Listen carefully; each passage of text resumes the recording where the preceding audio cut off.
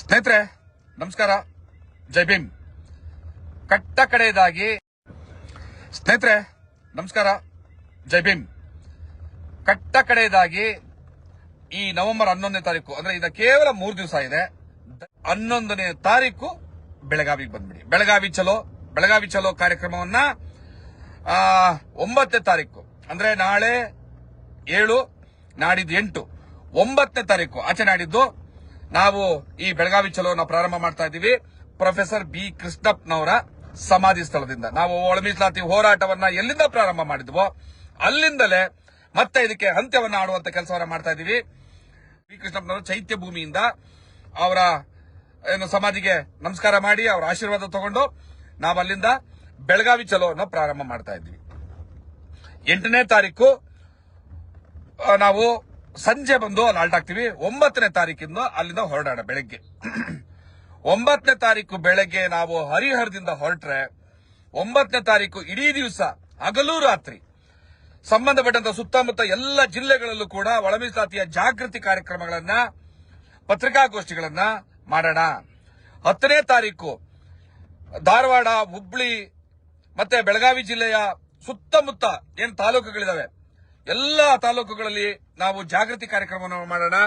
ಈ ಸರ್ಕಾರದಲ್ಲಿ ಅದರಲ್ಲೂ ಕೂಡ ಅತಿ ಮುಖ್ಯವಾಗಿ ನಾನು ಒಬ್ಬರನ್ನೇ ಟಾರ್ಗೆಟ್ ಮಾಡಿ ಹೇಳ್ತಾ ಇದ್ದೀನಿ.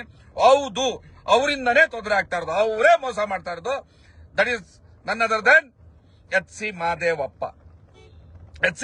ಸಮಾಜ ಕಲ್ಯಾಣ ಇಲಾಖೆ ಸಚಿವರು ಇವತ್ತು ಸರ್ಕಾರ ಒಳ ಮೀಸಲಾತಿ ವಿಚಾರಕ್ಕೆ ಸಂಬಂಧಪಟ್ಟಂತೆ ಏನೊಂದು ಮೀಟಿಂಗ್ ನಡೆದಿತ್ತು, ಅಲ್ಲೂ ಕೂಡ ನಮ್ಮ ಬಾಯಿಗೆ ಮಣ್ಣಾಕುವಂತ ಮಾತುಗಳನ್ನೇ ಮಾತಾಡಿದ್ದಾರೆ ಅಂತ ನನಗೆ ವಿಷಯ ಬಂದಿದೆ. ಅಲ್ಲೂ ಕೂಡ ಏನೋ ಬಡ್ತಿ ಕೊಡಬಾರ್ದು ಅನ್ನೋದು ಕೊಕ್ಕಿ ಹಾಕುವಂತಹ ಮಾತುಗಳನ್ನೇ ಮಾತಾಡಿದ್ದಾರೆ ಅಂತ ನನಗೆ ಕಂಡು ಬಂದಿದೆ. ನನಗೆ ಇನ್ನ ಸಹಿಸೋದಕ್ಕೆ ಸಾಧ್ಯ ಆಗೋದಿಲ್ಲ. ನಾನು ಇಲ್ಲಿವರೆಗೂ ಕೂಡ ಏನು ಟೀಕೆ ಮಾಡ್ಕೊಂಡು ಬಂದಿದ್ದೆ KH ಮುನಿಯಪ್ಪನವ್ರನ್ನ, ಇವತ್ತು ಬಹಳ ಪ್ರಾಮಾಣಿಕವಾಗಿ ಅವರು ಬಡ್ತಿ ವಿಚಾರದಲ್ಲಿ ಏನು ಒತ್ತಾಯವನ್ನು ತಂದ್ರು ಕೂಡ ಇಲ್ಲ, ಅದಕ್ಕೆ ಕಾನೂನು ತೊಡಕಿದೆ, ಅದಿದೆ ಇದಿದೆ ಮಣ್ಣು ಮಸಿ ಏನೇನೋ ಇಲ್ಲದೆ ಇರುವಂತಹ ಕುಂಟು ನೆಪಗಳನ್ನ ಹೇಳಿದ್ದಾರೆ ಎಚ್ ಸಿ ಮಹದೇವಪ್ಪ ಅನ್ನುವಂಥ ವಿಚಾರ ನನಗೆ ಬಲ್ಲ ಮೂಲಗಳಿಂದ ನನಗೆ ಗೊತ್ತಾಗಿರುವಂತಹ ವಿಚಾರ. ಸತ್ಯನಾ ಸುಳ್ಳ ನನಗೆ ಗೊತ್ತಿಲ್ಲ. ಅದು ಸುಳ್ಳೇ ಆಗಿದ್ರೆ ಬಡ್ತಿ ಮೀಸಲಾತಿಯಲ್ಲೂ ಕೂಡ ಸಮಾಜ ಕಲ್ಯಾಣ ಇಲಾಖೆ ತನ್ನ ಕೈ ಚಳಕವನ್ನ ತೋರಿಸದೆ ಆರ್ಡರ್ ಮಾಡಿಸ್ಲಿ. ನಾನು ತಪ್ಪ ನನಗೆ ಬಂದಿದ್ದು ಸುಳ್ಳು ಮಾಹಿತಿ ಅಂತ ನಾನು ಒಪ್ಕೊಂಡ್ಬಿಡ್ತೀನಿ. ಅದೇ ರೀತಿ ಬೇರೆ ಬೇರೆ ಏನೋ SCP TSP ಅಮೌಂಟ್ ಮತ್ತೆ ರಾಜಕೀಯದಲ್ಲಿ ಮೀಸಲಾತಿ ಎಲ್ಲಾ ವಿಚಾರದಲ್ಲೂ ಕೂಡ ಅವರು ಕೊಂಕು ಮಾತಾಡಿದ್ದಾರೆ ಮತ್ತೆ ಅಡ್ಡಿಪಡಿಸ್ತಾ ಇದ್ದಾರೆ ಅನ್ನುವಂಥದ್ದು ನನಗೆ ಬಂದಿರುವಂತಹ ವಿಚಾರಗಳು. ಹಾಗಾಗಿ ನಾವೀಗ ಬಹುಶಃ ಬೆಳಗಾವಿನಲ್ಲಿ ಡಿಸೆಂಬರ್ 11ನೇ ತಾರೀಕು ಬೆಳಗಾವಿ ಏನು ಅಧಿವೇಶನದಲ್ಲಿ ಬಿಲ್లుಗಳು ಮಂಡನೆ ಆಗುವಂತಹ ಸಾಧ್ಯತೆಗಳು ಇದಾವೆ.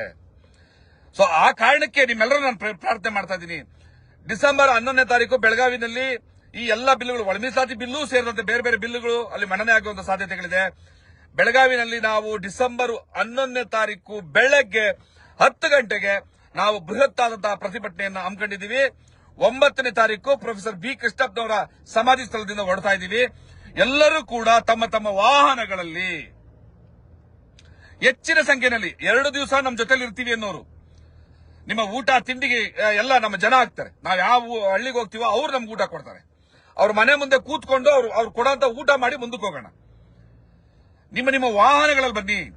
2 ವೀಲರ್ಗಳು ನಿಮ್ ಜಿಲ್ಲೆಗಳಲ್ಲಿ ಓಡಾಡುವಾಗ ನಮ್ಮ ಜೊತೆಲಿ ಬಂದ್ರೆ ಸಾಕು.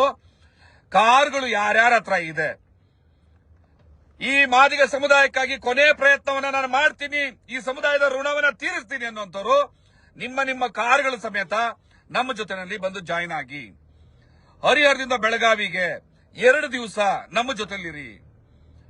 ಎಲ್ಲಿ ಜಾಗ ಸಿಗುತ್ತೋ ಅಲ್ಲಿ ಮಲ್ಗೋಣ, ಯಾವ ಹಳ್ಳಿಗೆ ಬೇಕೋ ಅಲ್ಲಿ ಹೋಗೋಣ.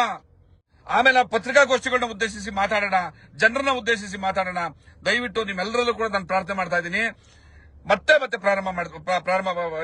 ನಾನು ನಿಮ್ಮಲ್ಲಿ ಪ್ರಾರ್ಥನೆ ಮಾಡ್ತಾ ಇದ್ದೀನಿ. ನವೆಂಬರ್ 11 ಅಲ್ಲ, ಡಿಸೆಂಬರ್ 11. ಈ ಡಿಸೆಂಬರ್ 11ನೇ ತಾರೀಕು ದಯವಿಟ್ಟು ನೀವೆಲ್ಲರೂ ಬೆಳಗಾವಿಗೆ ಹೆಚ್ಚಿನ ಸಂಖ್ಯೆಯಲ್ಲಿ ಬರಬೇಕು ಅಂತ ನಿಮ್ಮೆಲ್ಲರೂ ನಾನು ಕೈ ಮುಗಿದು ಪ್ರಾರ್ಥನೆ ಮಾಡ್ತಾ ಇದ್ದೀನಿ. 9ನೇ ತಾರೀಕು ಹರಿಹರದಿಂದ ಏನು ಪ್ರಾರಂಭ ಮಾಡ್ತಾ ಇದ್ದೀವಿ ನಮ್ಮ ಈ ಯಾತ್ರೆಯನ್ನ, ಹರಿಹರದಿಂದ ಪ್ರಾರಂಭ ಮಾಡುವಂತಹ ಯಾತ್ರೆಯಲ್ಲಿ 9, 10, 11 ಬೆಳಗಾವಿಗೆ ಹೋಗೋದು 11ನೇ ತಾರೀಕು, 9 ಮತ್ತು 10 ಎಲ್ಲ ಜಿಲ್ಲೆಗಳನ್ನ ಸುತ್ತೋಣ ನಮ್ಮ ಕಾರ್ಗಳಲ್ಲಿ, ನಮ್ಮ ವಾಹನಗಳಲ್ಲಿ. ನೀವೆಲ್ಲರೂ ನಮ್ ಜೊತೆಲಿ ಬರಬೇಕು.